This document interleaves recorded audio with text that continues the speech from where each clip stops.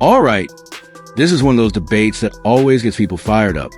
Because once you start talking about who is the greatest woman of all time in boxing, you are no longer just talking about belts and records.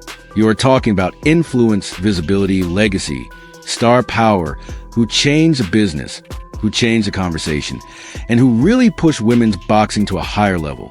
And now that debate is back in the spotlight because Amanda Serrano has appeared to support the idea that Claressa Shields should not automatically be treated as a clear GWAT.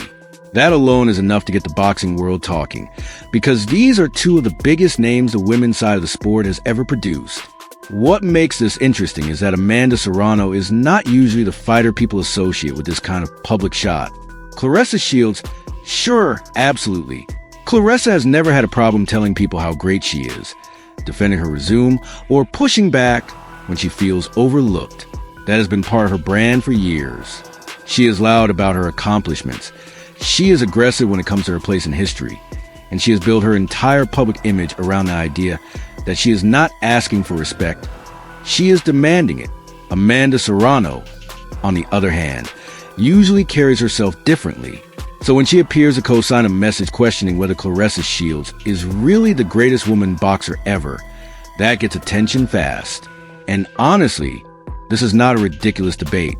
That is what makes it so compelling. If you are purely judging based on boxing accomplishments inside the ring, Claressa Shields has one of the strongest cases you could possibly make. If you're talking about championships, amateur pedigree, undisputed status, Olympic gold medals, and sheer historical achievement, Claressa is right there at the top of the list. Her trophy case is unbelievable. She turned professional with huge expectations and somehow still managed to build a resume that lives up to the hype. When you look at her overall body of work, it is hard to find many women in boxing history who can match that level of accomplishment on paper. That is why Claressa's supporters get so frustrated when people try to move the conversation away from the resume. From their point of view, the point of boxing is to win titles, dominate divisions, beat the best available opposition, and build a legacy through actual results. If that is the standard, then Claressa Shields has done almost everything a fighter could ask for. She became the kind of champion that future generations will study when they talk about sustained excellence in women's boxing. So on pure accomplishment, her case is incredibly strong. But this is where the Amanda Serrano side of the argument comes in. And to be fair, they do have a real point too. Because the moment you shift the question from who has the best resume to who has had the biggest impact on women's boxing, the whole conversation changes. That is where Serrano becomes very difficult to dismiss. Her supporters are not saying Claressa has no legacy. They are saying Amanda's influence on the business of women's boxing, the visibility of women's boxing, and the commercial growth of women's boxing is simply bigger in a practical sense.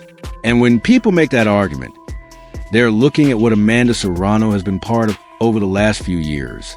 They're looking at the huge platforms, the major events, the mainstream attention, the crossover audience, and the fact that women's boxing has started appearing on bigger stages in ways that were harder to imagine before. Serrano has been central to some of the most visible fights women's boxing has ever had. She has been connected to events that brought in huge attention. She has benefited from major backing, major promotion, and major media exposure. And her supporters would say that whether people like it or not, impact matters. That is why some people compare this debate to the old conversation about greatness versus influence in men's boxing. The most accomplished fighter is not always the one who becomes the most important cultural figure. The best technical resume is not always the same thing as having the broadest effect on the sport itself. That is the lane Amanda Serrano supporters are working in. They are saying that even if Claressa Shields has more traditional boxing credentials, Serrano may have helped move women's boxing forward in a more visible and commercial way. A huge part of that argument, of course, comes back to Jake Paul and MVP. Whether people like hearing that or not, it matters. Amanda Serrano's connection to that machine has given her opportunities, exposure, and reach that few female fighters have ever had. She has fought on some of the biggest cards in women's boxing history. She has been put in front of audiences that many previous female champions could only dream about. She has become part of a larger media strategy that has made women's boxing more visible to casual fans, younger fans, and even people who were not regular boxing followers to begin with. And that matters because influence is not just about how well you fight. Sometimes it is about who got the sport into more living rooms, who helped attract more investment, who got networks more interested, and who helped convince promoters that women's boxing could be sold at a much higher level. Serrano's name is tied to that progress, and her supporters believe that should count heavily in any all-time conversation. They would argue that Claressa has the hardware, but Amanda helped expand the marketplace. Now, where this becomes tricky is when you try to separate Amanda Serrano's own influence from the influence of the platform around her. That is where Claressa supporters push back hard. They would say Amanda did not create all of that attention by herself. They would say she absolutely deserves credit for being a great fighter and a great performer, but she also landed in a business position that amplified her beyond what women's boxing had traditionally offered.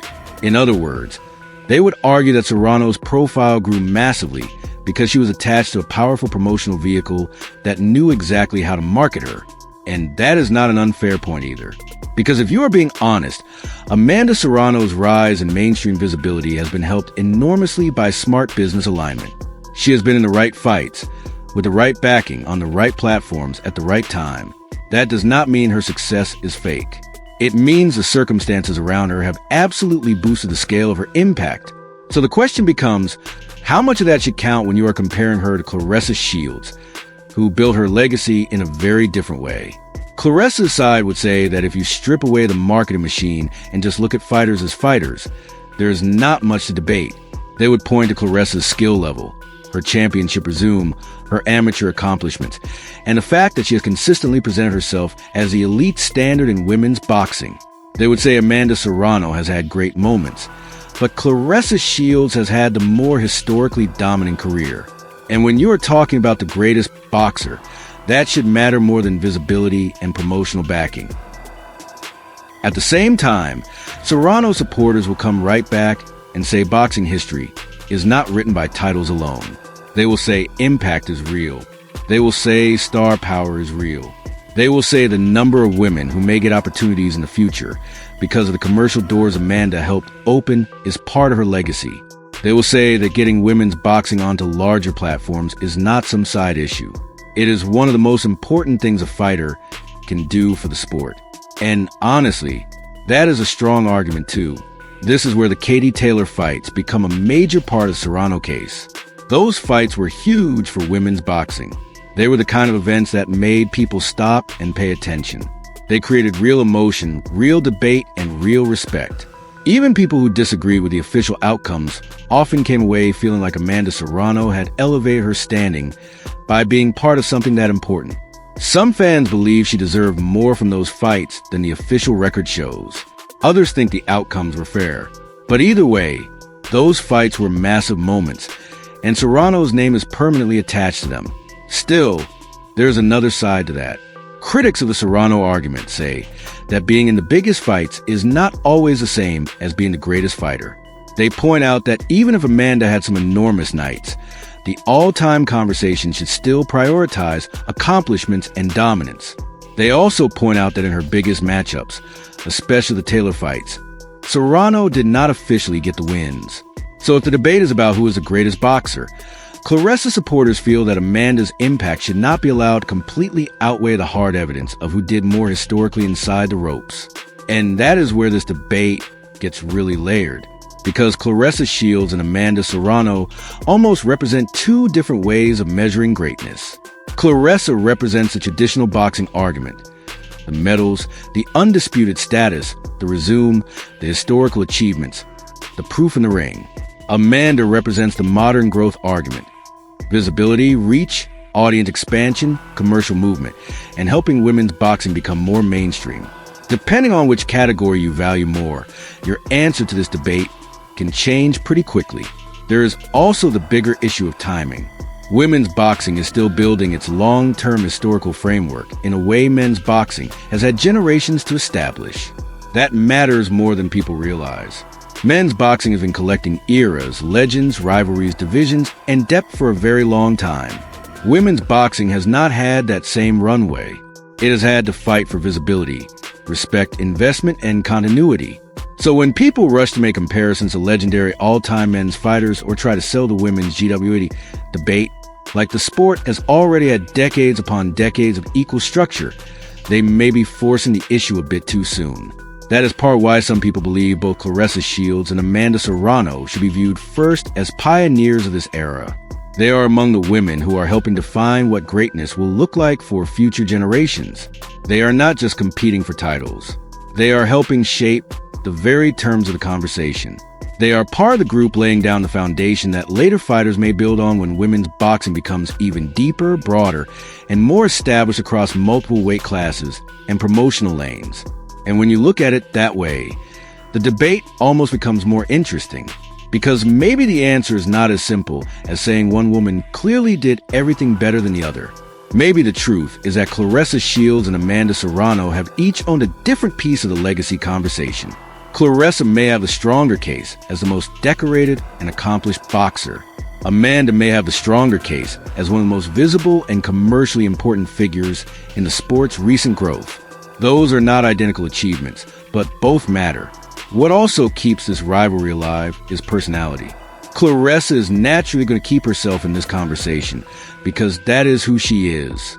She does not do quiet greatness. She does not do modesty when it comes to her place in history. She wants a debate. She wants a recognition. And she wants people to say her name the way they say the names of all-time legends. Amanda Serrano is different. But by supporting a message that questions Claressa's GWAT status, she has now stepped more directly into the same conversation. That makes this bigger than just fans arguing online. It makes it personal in a competitive way, even if it is still being expressed through social media and public reaction rather than an actual fight between them. At the end of the day, this is why women's boxing is in such an interesting place right now. You have elite fighters, strong opinions, growing visibility, bigger business, and real legacy debates happening in public. That is a good sign for the sport. Even if the arguments get heated, it means people care. It means these names matter. It means women's boxing has finally produced stars big enough that fans are willing to fight over who belongs at the top of the mountain. If you ask the resume purists, they are probably still going to lean Claressa Shields, and honestly, it is very hard to argue against that based on pure accomplishment. If you ask the people who focus on influence, marketability, and the way women's boxing has expanded into bigger spaces, they are going to make a very serious case for Amanda Serrano. And neither side sounds crazy. So no, this debate is not settled. And that is exactly why Amanda Serrano's support of that message caused such a reaction. It challenged Claressa Shields at the exact point Claressa cares about most, her claim to being the greatest woman of all time. And once that claim gets challenged, everything comes back on the table. The titles, the medals, the major fights, the business impact, the star power, the visibility, all of it. That is what makes this so good for the sport. It is not empty noise. It is a real conversation about what greatness actually means in women's boxing right now. Is it the fighter with the most historic achievements? Is it the fighter with the biggest impact on the sport's growth? Is it the one with the strongest resume? Or is it the one whose name changed the business? Depending on how you answer that, you may land with Claressa Shields or Amanda Serrano. But one thing is certain, both of them have done enough that their